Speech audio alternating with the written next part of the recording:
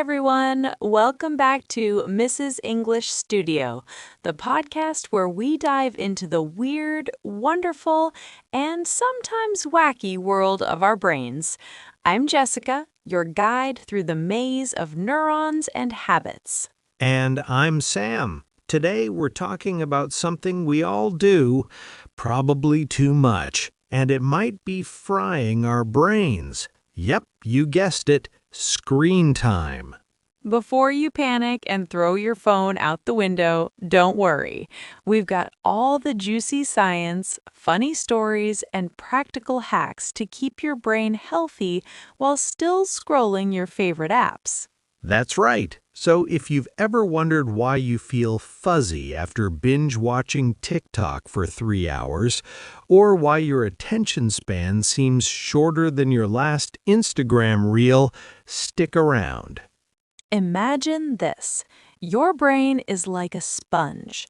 The more you soak it with notifications, memes, and endless feeds, the more it absorbs.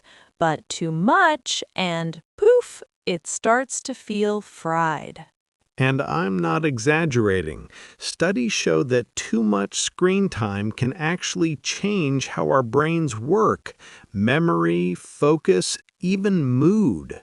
But don't worry, we've got tips that won't make you go cold turkey on your devices.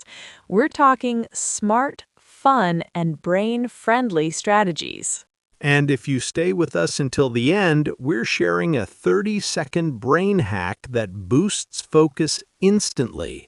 Yep, instant. All right, Sam, let's start with the science.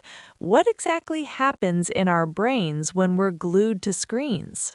So here's the deal. Every notification, like, or scroll triggers a little hit of dopamine. That's the feel-good chemical. Sounds awesome, right? But the brain gets addicted to that quick hit. Exactly. And over time, your attention span shrinks because your brain starts craving that constant stimulation.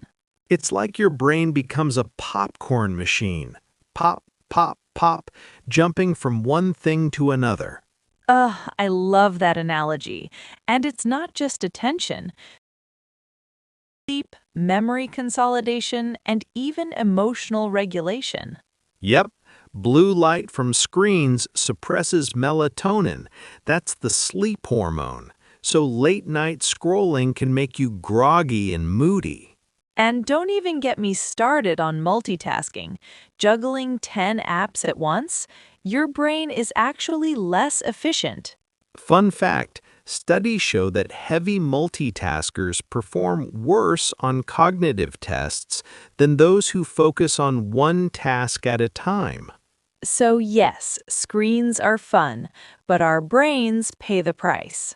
Let's make this real. Jessica, remember last week when I spent 4 hours watching cat videos instead of writing my script? Oh yes, and you admitted you forgot half your grocery list, right? Exactly. That's what screen overload does. Short-term memory takes a hit. And it's not just us. Kids, teens, adults, screens are everywhere. Teachers report kids struggling to focus after just 20 to 30 minutes on devices. And here's the kicker. It's not always the content, but the constant switching. Even just checking your phone mid-task can reduce productivity by 40%. Wow, that's huge. So even a quick scroll isn't really quick. Okay, let's lighten things up. Some cool brain facts about screen time. Fact number 1. Your brain can physically change with prolonged screen exposure. Neuroplasticity is amazing, but overstimulation can strengthen the habit loop for checking devices constantly. Fact number 2, multi-screening actually makes it harder for your brain to store memories long term. So that binge of 10 shows in a row, half of it might just evaporate. Fact number 3.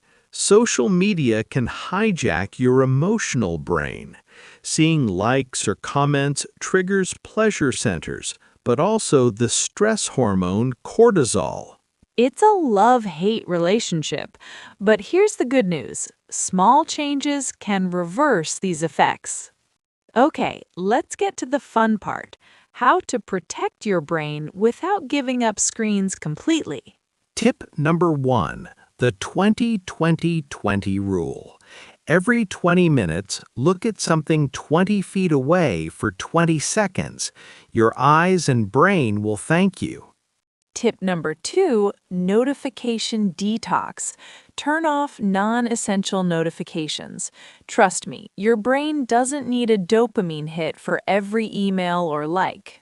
Tip number 3, mindful scrolling. Set a timer or schedule your social media time. Don't scroll aimlessly. Tip number 4, tech-free zones, like your bedroom or dinner table. Helps your brain rest and improve sleep. And my favorite, tip number 6, brain snacks. Puzzles, reading, or doodling. Feed your brain with creativity, not just content. Now, Jessica, I have a challenge for our listeners. Ooh, I love challenges. Try this for the next 24 hours. 1. Set a 2-hour daily screen limit outside work or school. 2. Do one screen-free activity you love. 3. Note how your mood and focus change. And share your experience with us. Tag us on social media or send an email. We love hearing your stories. Trust me, your brain will thank you, and you might actually remember what you had for breakfast this morning. All right, time for rapid-fire questions from our listeners. First one, can screen time really shrink my brain? Short answer, no, not literally, but it can affect brain structure and function over time if you overdo it.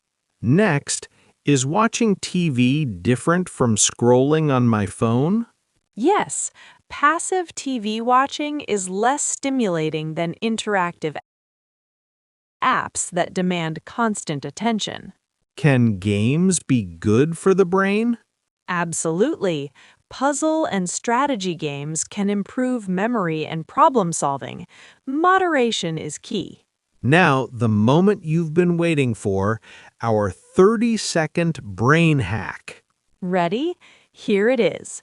Close your eyes, take 3 deep breaths, and visualize a calm place for 30 seconds.